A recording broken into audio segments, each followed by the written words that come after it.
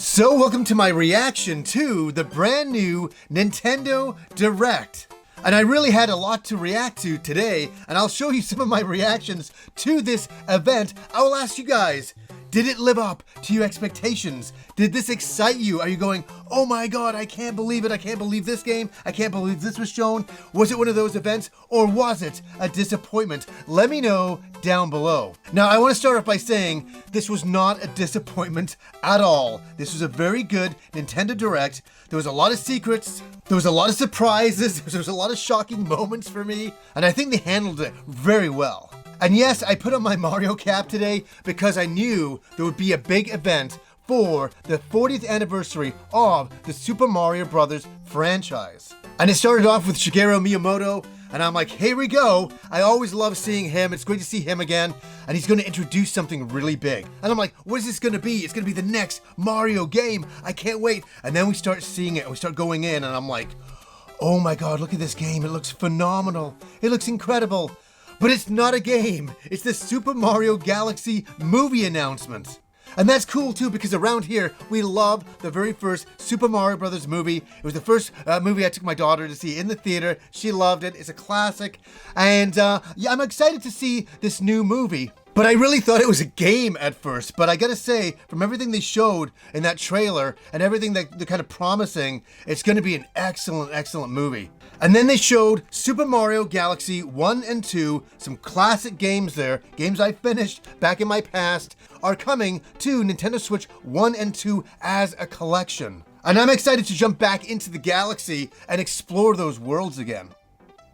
Mario Tennis Fever was shown, coming out in like February 12th, and it has an adventure mode, and that's the thing that really got me here. I like the adventure mode. The game itself looks pretty good, but I'm like, oh, there's an adventure mode. I always like adventure modes in games. And then they showed another Mario game. It was all about Mario stuff right in the beginning, which I really liked. And they announced Super Mario Bros. Wonder Nintendo Switch 2 edition. Yes, it's getting its own edition of the game. And they kind of just showed off some of the multiplayer. They said they were going to show some more stuff in the future, but it seemed a little early for me on that one, you know, because I feel I just finished Super Mario Bros. Wonder not too long ago. It doesn't feel like it's that far away, but we're getting an enhanced Nintendo Switch 2 version of it with a lot of extra things added in there.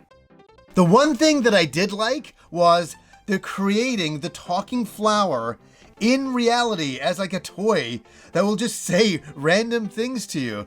And I can't believe I'm saying this, but I thought, I've got to get that thing. That's pretty neat. And the Talking Flower is coming out in early spring 2026. We kind of look alike, huh? Now, this is the game that I didn't know that I needed that I definitely want to get. And so up there is one of the highlight moments of this Nintendo Direct for me, and that is for Yoshi and the Mysterious Book. And so you kind of like, you're transferred into this book, and yes, it has a beautiful story-like look to it. And I was like, you know what? It's time for another Yoshi game. And I was kind of really happy to see this game, and I'm just excited to jump back into the Yoshi world again. And they showed again Tomodachi Life, Living the Dream. And I'm like, okay, we've shown this a few times at these Nintendo Directs. Is there going to be a release date? And that was the big thing. They showed a release date. 2026. And we knew it was coming, but they showed Mortal Kombat Legacy Edition coming for Switch 1 and 2. I'm really excited about this game collection of all of the old Mortal Kombat games. These are games that I grew up with. I was always more of a Street Fighter guy, but I always appreciated Mortal Kombat's place in history, and I always enjoyed jumping into those games. So I'm kind of looking forward to jumping in and also seeing some of the documentaries they're including. And finally, they showed Final Fantasy VII Remake INTERGRADE is coming to the Nintendo Switch 2. And I gotta say, I was quite impressed. It looked very, very good. And that's coming January 2026. And I was like, yeah, you know, this looks really good on the Switch for anybody who hasn't played the game and has always like collected just Nintendo consoles. This looks like the way to go. This looks like the way to go. They showed Hades 2, and I just want to say, I've always really appreciated the artwork of Hades. Like, it's a really nice looking game. The style of game is not personally for me. I have played it, but boy, oh boy, the graphics and the animation style are unbelievable. And there's more amiibos, and this time for Kirby Air Raiders. So all you amiibo collectors, there is more coming, and I'm so glad that I jumped out of amiibo collecting a long time ago, or I'd be in trouble. And we finally got a release date for Hyrule Warriors Age of Imprisonment. That's coming November 2025, so that's this year. And one of the features that I really appreciate here is the game share feature. So if you own the game, your friend doesn't, you both can play together still on that console. You can share it with your friend, and that is something that I really, really do like, and I think that's a really welcome addition. And then the big moment came. Oh my god. Dragon Quest VII. They've done a full remake of Dragon Quest VII. Oh my gosh. I don't know why. I saw the map and I was like, I think I know this, but I was like, wow. That's cool. Oh, it looks great. Wow. And I couldn't believe it. Dragon Quest VII is getting a full 3D remake. Yes, it's called Reimagined. And I gotta say, I was blown away. I was really, really impressed with the looks of this game. I'm like, I had no idea this was coming. I had no idea. I guess there was a bunch of things leaked online. I'm so glad I didn't check out any of that stuff, especially getting up early this morning. I want to go in and I want to be surprised. I don't want to know what games are coming out. I want to sit and watch and go, oh my god, like I had that moment. And you can't like recreate those moments. They only happen once. It was not what I expected. I didn't expect a full remake of Dragon Quest VII. That's something I didn't expect, but that's exciting because we're going to get that. And then in the future, we're going to get 8 remade. And 8's one of the most phenomenal Dragon Quest games ever made. And to see that get a full remake treatment in the future, I'm just getting greedy. They're just giving us 7. I'm already talking about 8. But I couldn't believe 7. 7's great. And that also came out on the 3DS. It originally came out on PS1. Then we got a 3DS version, which was like the definitive version of the game. But now we get this. That really made my Nintendo Direct, just seeing that. And the release date was February 2026, so not that long away. And then they announced Virtual Boy games were coming out and you could play them, and I was just like, okay. I had no emotion at all. In order to play, you'll need this dedicated accessory. What? What? Recreates the form of the Are you joking? No way, this is a joke. Inserting a console to play. Both Nintendo What Switch the? 2 and Nintendo Switch are supported. And then they showed an actual Virtual Boy that you can put your Switch in and play the games that way. And I was completely sold. I was like, I'm in. Because I never got into the Virtual Boy. I think I was in an old store that we used to have here in Vancouver called Zeller's. I remember trying it out and going, ooh, that's really weird. But my god, they're releasing a Virtual Boy in the year 2025. I couldn't believe that. And I guess there's a cost-cutting one. There's a cardboard version as well. But that was the wildest, weirdest, strangest thing that I saw at this Nintendo Direct, was that I was like, what? This is something that we're doing? Okay, I'm sold. And I think a lot of us out there are feeling that way. What did you think about that one? Did that one like completely shock you? Did you go, oh my god, like, really? You guys are doing this? And really? I'm gonna get it? And then you go, really, I actually am gonna get it.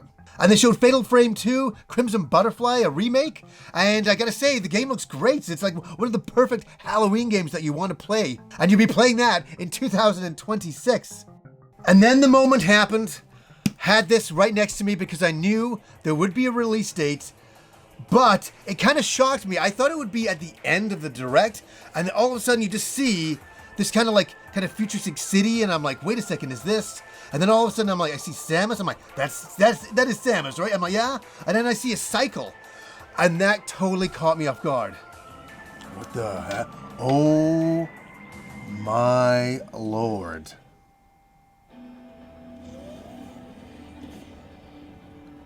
What the?